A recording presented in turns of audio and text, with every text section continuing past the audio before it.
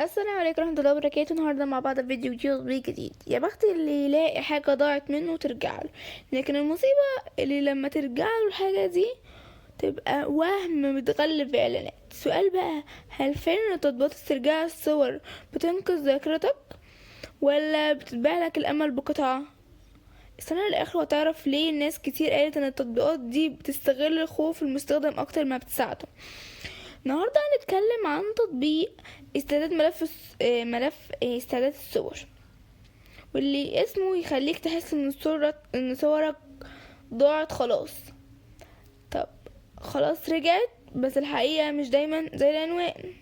بص يا سيدي، احنا بقينا عايشين في زمن تطبيق يوصلك الاكل، تطبيق يوصلك مشاويرك، وتطبيق تاني يحاول يرجعلك صور عيد ميلادك اللي مسحتها بالغلط وانت بتنظف موبايلك الساعة 3 الفجر. فوضى. فكرة تطبيقات تسجيل ملفات عموما مفيدة جدا، خصوصا للناس اللي شغلها كتير على الموبايل او عندهم صور وملفات مهمة، لكن المشكلة ان المجال ده بالذات فيه وعد اكبر من الحقيقة. اول ما تفتح التطبيق هتلاقي واجهة بسيطة نسبيا وذريان كبيرة تقول ابدأ الفحص.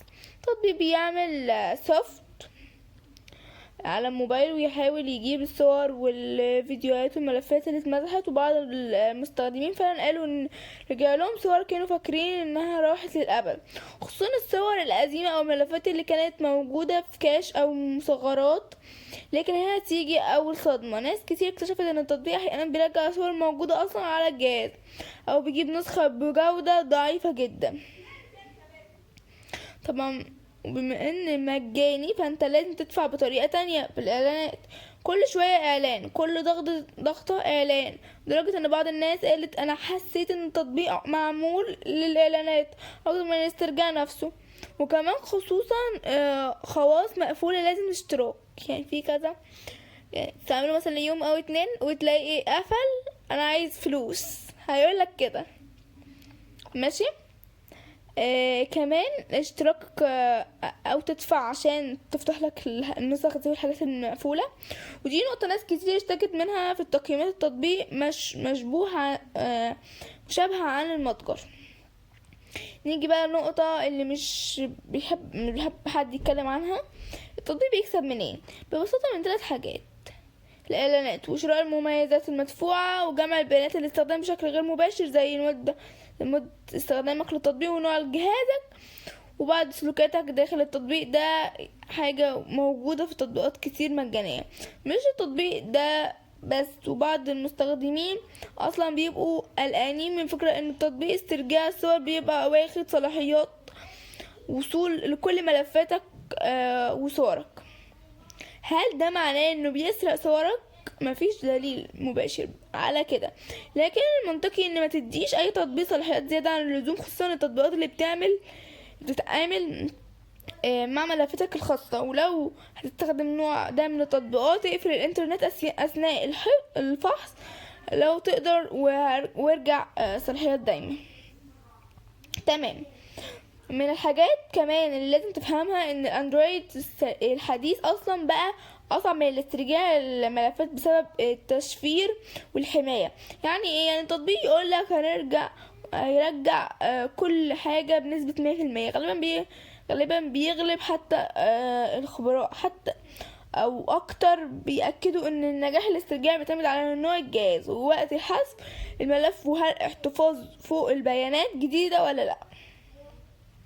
تطبيق شغال فين؟ بما انه موجود على جوجل بلاي فهو متاح في دول كتير حوالين العالم. طالما خدمات جوجل بلاي شغال، لكن جودة الأداء نفسها بتختلف حسب النوع الموبايل وإصدار الأندرويد. أما آراء الناس فهي منقسمة جدا. في ناس شايفة ان انقذ صورها مهمة فعلا، وناس تانية شايفة انه مجرد شو اعلان كبير وانه نتيجة ضعف او متكرر. وبعض المراجعات اصلا بتقول ان التقييمات ساعات بتبقى مضللة او مبالغ فيها في تطبيقات المتجر عموما. لو عايز بدايل، في بدايل احسن بكتير، والناس بتعتبرهم من الاسماء الاشهر في المجال، رغم ان حتى عندهم مشاكل واسعار مدفوعه في بعض المميزات. ونصيحتي ما تنساش تطبيق استرجاع ينقذك بعد كارثه تلقائي على السحب او كارت ميموري، لانه وقتها هنا الواقي هنا ارخص بكتير من انك تدفع اشتراك عشان صورة يمكن ترجع ويمكن لا. دلوقتي نرجع للسؤال اللي بدأنا بيه، هل تطبيقات استرجاع صور بتنقذ ذكرياتك فعلا؟ الإجابة أحيانا لكن أحيانا كتير بتبعت لك إحساس بالأمل أكتر من النتيجة الحقيقية، خصوصا لما بتكون الصور استحمت من فترة، أو الجهاز نفسه مش بيمسح الصور اتمسحت من فترة، او الجهاز نفسه مش بيمسح بالاسترجاع كامل. ولو الفيديو ده عجبك وتحب نوع ده من المراجعات اللي من غير تطبيل او تهويل، اعمل لايك واشترك في القناة وفعل الجرس عشان كل مرة نكشف تطبيق جديد ونشوفه هل فعلا مفيد ولا مجرد فانوس تطبيقات بينور من بره وفاضي من جوه. بس كده، لو عجب الفيديو متنساش تعمل لايك. سلام.